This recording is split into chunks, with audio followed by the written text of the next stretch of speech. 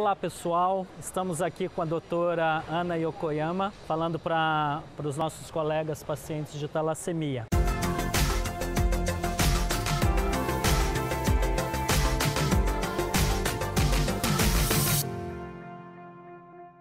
Doutora, então nós gostaríamos de saber o que é uma transfusão de concentrados de hemácia. Então, Edu, transfusão de concentrado de hemácias é o procedimento pelo qual o paciente recebe os glóbulos vermelhos. Então, pega uma veia, né, e o paciente recebe então a transfusão de glóbulos vermelhos pela veia. Esse é o procedimento de transfusão. O concentrado de hemácias, ele é obtido da separação do sangue total. Então, os doadores de sangue vão até os bancos de sangue, coletam o sangue total, mas ele não é transfundido da mesma maneira como é coletado. Ele é separado em glóbulos vermelhos, que é o concentrado de hemácias, em plasma, plaquetas, e aí o concentrado de hemácias pode sofrer algumas modificações a depender do paciente que recebe essa transfusão. Em específico, os pacientes talassêmicos, por receberem transfusão cronicamente, às vezes toda semana, em 10 dias, de 10 em 10 dias, eles precisam de uma preparação especial. Então, os pacientes talassêmicos recebem concentrados de hemácias filtrados, deleucotizados, que é o termo que se utiliza no meio médico. Esse concentrado de hemácias filtrados, sem os leucócitos, ele é importante porque ele evita que os pacientes tenham reações do tipo febris não hemolíticas. Um outro preparo especial, na verdade, que é feito com o concentrado de hemácias para os pacientes talassêmicos é a fenotipagem. Então, como os pacientes com talassemia recebem transfusões de sangue muitas vezes, é importante que a bolsa seja o mais compatível possível com o paciente para evitar que eles desenvolvam anticorpos e não tenham um rendimento adequado da transfusão. Então, idealmente, os pacientes talassêmicos, antes de receberem a primeira transfusão, eles têm o fenótipo deles todo elucidado, mapeado. Então, é feita a fenotipagem não só a BORH, que é habitual, mas KEL, DUF, KID, MNS, de todos os outros sistemas eritrocitários. E aí, essa fenotipagem é feita no sentido de propiciar uma transfusão o mais compatível possível. É importante a gente elucidar e esclarecer isso, porque muitos pacientes não sabem dessa peculiaridade que existe, né? E isso aí é importante. Esse ponto que você tocou é bem importante, porque há alguns pacientes, ou por não terem ainda a talassemia diagnosticada e acabam recebendo transfusão em locais que não são centros de referência e acabam recebendo transfusões que não contemplam toda a fenotipagem desses pacientes. Isso é ruim porque ele pode desenvolver um anticorpo e não ter um rendimento adequado da transfusão, ter uma reação transfusional. Uma outra questão é que se o paciente recebeu uma transfusão, na próxima vez que ele precisar de transfusão não vai ser possível fazer a fenotipagem dele. E daí então existe uma outra possibilidade que é fazer a genotipagem. Então ser detectada os genes que o paciente possui para daí então saber qual é o genótipo específico eritrocitário. E daí então propiciar uma transfusão de sangue compatível. Doutora, e quais os tipos de concentrados de hemácias que existem?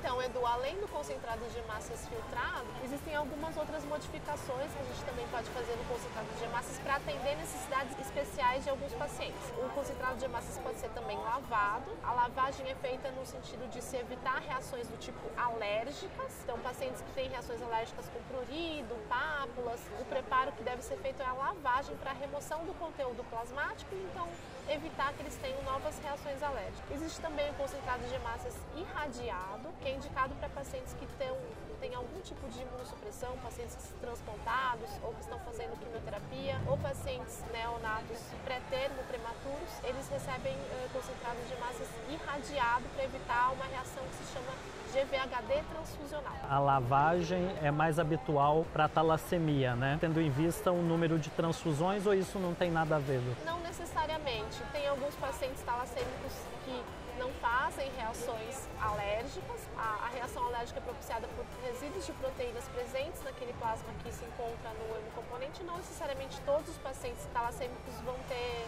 reação alérgica. Os que tiverem, sejam eles talassêmicos ou não, recebem então concentrados de hemácias lavados e também pré-medicação para evitar essa manifestação alérgica. E após ocorrer essa manifestação alérgica, todas as transfusões, ele vai ter o risco de ter essa reação alérgica ou ela pode ser esporádica? Ela pode ser esporádica. plasmádica. O protocolo de profilaxia dessas reações varia de acordo com cada serviço, mas habitualmente a primeira medida a ser feita, se tratar de uma reação leve, é inicialmente fazer pré-medicação com antihistamínico ou corticoide, e se cessada, essa pré-medicação é suficiente. Se mesmo assim o paciente persiste com reações ou se elas têm uma maior gravidade, com comprometimento não só de pele, mas também angioedema, falta de ar, inchaço das mucosas, aí é interessante ter uma conduta um pouco mais agressiva. Pode ser feita então a redução de plasma do concentrado de hemácias e posteriormente a lavagem, que é o processo em que se reduz de uma maneira mais eficiente essas proteínas plasmáticas residuais. Como que é esse processo de transfusão desde até a chegada do doador, né,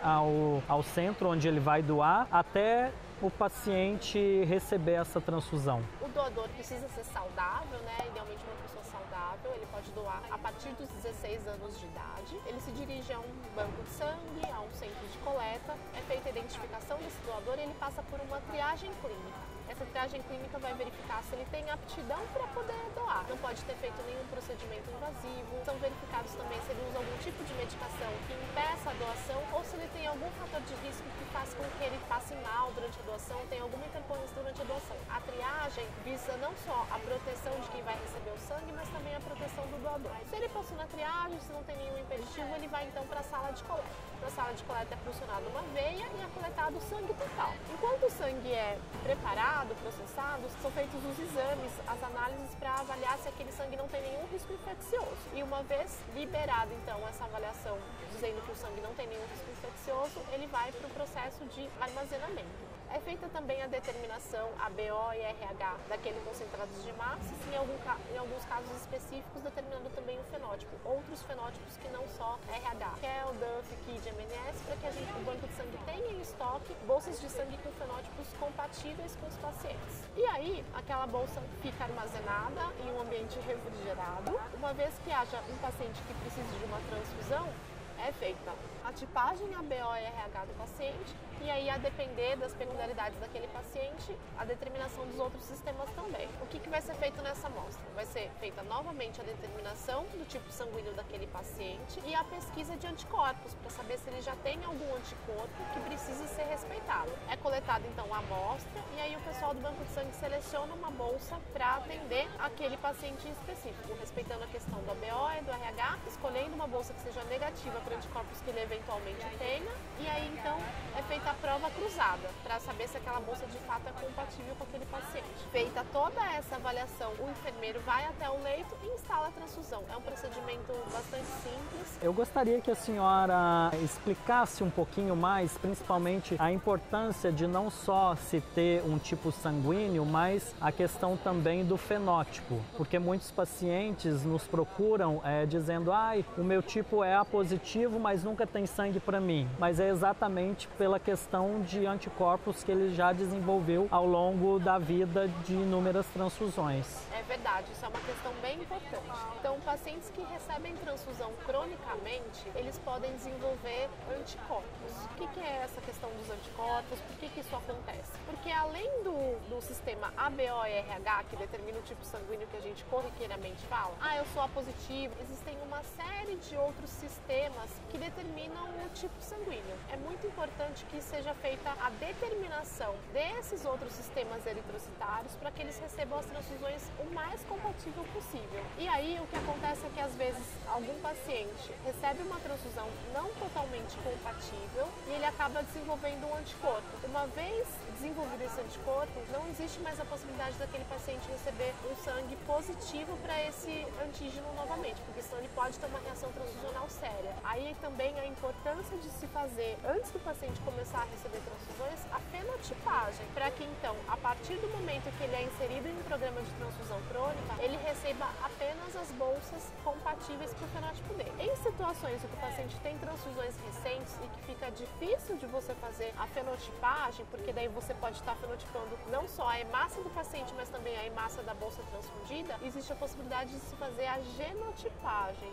e que daí então, por meio de reações de PCR, que determinam quais os sistemas eritrocitários que aquele paciente expressa. E aí então se provê a transfusão compatível. Doutor, eu gostaria de agradecer, a sua colaboração com a TV Abrasta. Agradeço a TV Abrasta pela oportunidade, agradeço a você, Edu, pelo nosso bate-papo, e gostaria de ressaltar então que é muito importante a gente ter mais conhecimento sobre a talassemia, ter mais conhecimento sobre a transfusão, porque de fato é um tratamento essencial para os pacientes de talassemia. Obrigada. Pessoal, essa é mais uma edição da TV Abrasta, Se você gostou, compartilhe nosso vídeo, deixe a sua like, mostre para os amigos, para os seus familiares, divulgue o nosso trabalho. E para finalizar, pessoal, se inscreva no canal da Abrasta e até o próximo vídeo. Tchau, tchau!